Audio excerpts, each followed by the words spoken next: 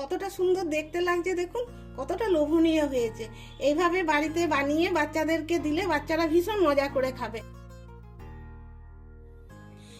নমস্কার বন্ধুরা, ক্রিয়েটিভ ফ্যামিলিতে আপনাদের সবাইকে স্বাগত জানিয়ে চলে এসেছি আরও একটি নতুন রেসিপি নিয়ে। আজকে আমি বানাবো বাচ্চাদের পছন্দ ভীষণই মজার একটা রেসিপি।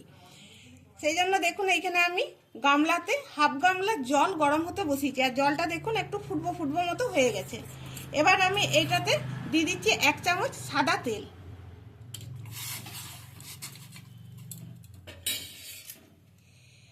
এখানে আমি 1 বাটি পাস্তা নিয়েছি, ঠিকই ধরেছেন, আজকে আমি পাস্তা বানিয়ে দেখাবো, যেটা ছোট বড় সবারই খুব ভালো লাগে, আর বাচ্চাদের তো এটা ভীষণই ভালো লাগে। এবার আমি পাস্তাটা দিয়ে দিচ্ছি,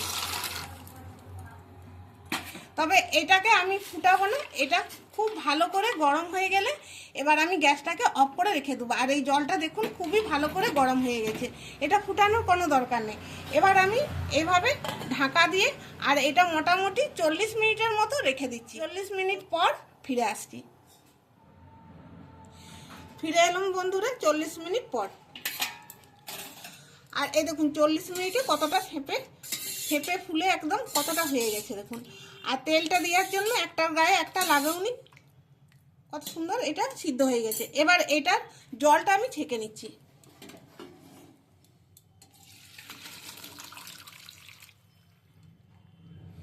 এদিকে জলটা এটা এভাবেই থাক, এখন জলটা ঝরে যাক।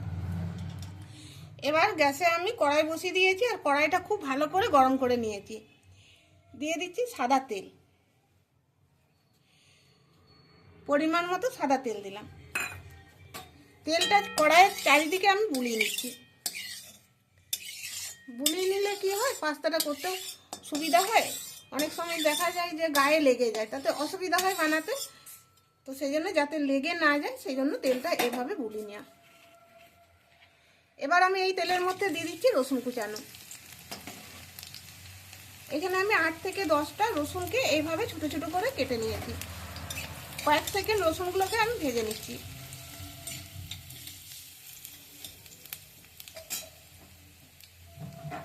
এবার আমি একটা কাঁচা লঙ্কা এরকম করে কেটে নিয়েছি।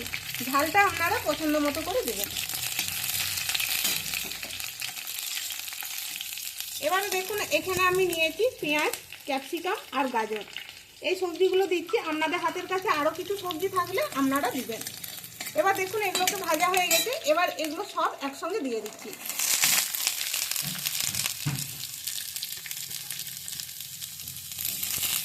এবার এগুলোকেও ভালো করে নেড়ে চেড়ে কয়েক মিনিট ভেজে নিচ্ছি। তবে অল্প একটু এতে আমি নুন দেবো। ভাজার সময়তে নুনটা দিচ্ছি, কারণ এতে নুনটা দিতে যাবে, তার ফলে খেতে ভালো হবে আর তাড়াতাড়ি সিদ্ধও হয়ে যাবে।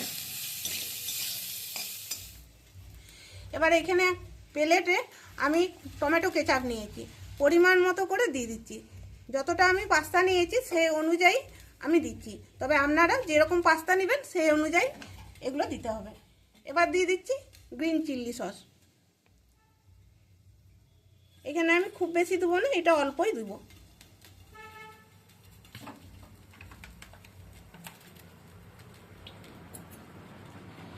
এবার দিচ্ছি সয়া সস।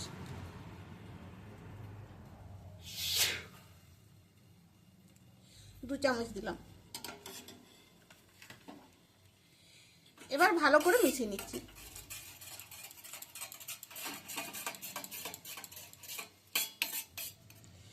এখানে ছোট চামচের 1 চামচ কর্নফ্লাওয়ার নিয়েছি, অল্প একটু জল দিয়ে গুলে নিচ্ছি।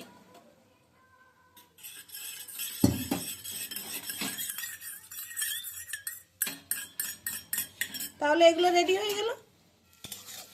সবজিগুলোকে এইভাবে ভেজে নিতে হবে, মানে 80% এগুলো ভাজা হবে, 20% এরকমই থাকবে, একটু শক্ত শক্ত। ঠিক আছে, এবার দেখুন যে পাস্তাটা আমি সিদ্ধ করে রেখেছি এগুলোকে দিয়ে দিচ্ছি। ভালো করে নেড়ে নিচ্ছি। এবার আমি কিছু মশলা দেবো এতে। সবজিতে অল্প একটু নুন দিয়েছিলাম, আর একটু নুন দিচ্ছি পাস্তার জন্য।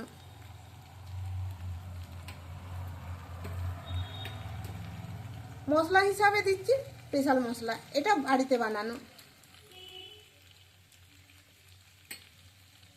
দিচ্ছি ম্যাগির মশলা, অল্প একটু চিনি দিচ্ছি টেস্টটা ঠিক আনার জন্য। আবারও ভালো করে নেড়ে নিচ্ছি। এখানে আমি লাল লঙ্কার গুঁড়ো ব্যবহার করছি না, আপনারা চাইলে কাশ্মীরি লাল লঙ্কার গুঁড়ো বা ঝাল লাল লঙ্কার গুঁড়ো ব্যবহার করতে পারেন, তবে চেষ্টা করবেন ওগুলো না দেওয়ার, কারণ ওগুলো খাওয়াটা শরীর পক্ষে একদমই ভালো নেই। যেহেতু বাচ্চারা খাবে, বাচ্চাদের জন্য তো একদমই ভালো নেই। এবার আমি কিছুটা মটর সিদ্ধ করে রেখেছিলাম, এগুলোকেও দিয়ে দিচ্ছি।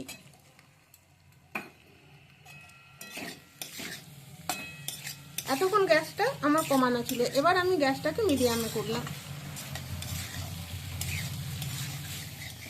খুব ভালো করে মিশিয়ে নিয়েছি। এবার আমি সসটা দিয়ে দিচ্ছি।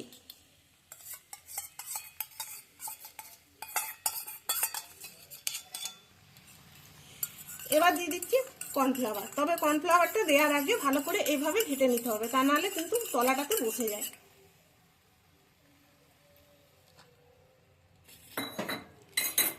এবার খুব ভালো করে সবগুলোকে মিশিয়ে নিচ্ছি।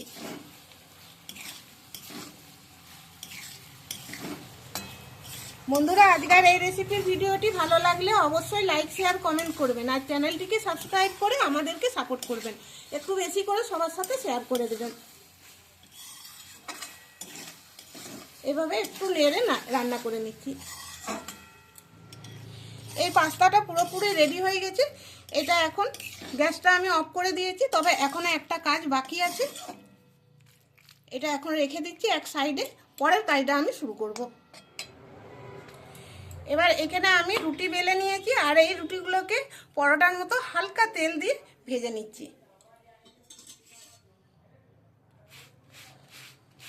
রুটিটাকে এইভাবে আমি একটু ভালো করে সেঁকে নিতে হবে।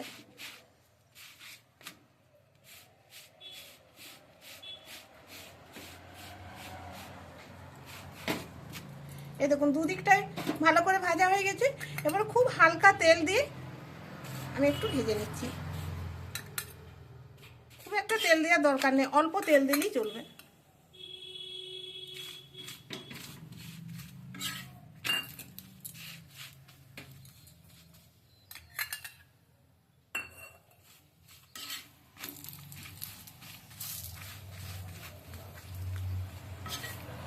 এবার এটাকে নামিয়ে নিচ্ছি।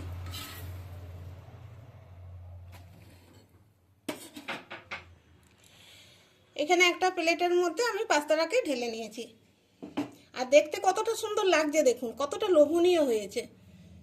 এবার এটা একটা সাইডে সরিয়ে রাখছি। এখানে আমি বেশ কয়েকটা রুটিকে এইভাবে ভেজে নিয়েছি। এবার একটা ভাজা রুটিকে আমি নিয়ে নিলাম। এখান থেকে আমি একটু পাস্তা নিচ্ছি।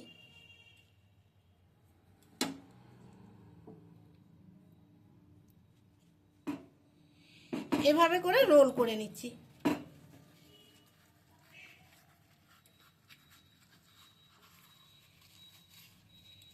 এইভাবে হয়ে গেল পাস্তা রোল।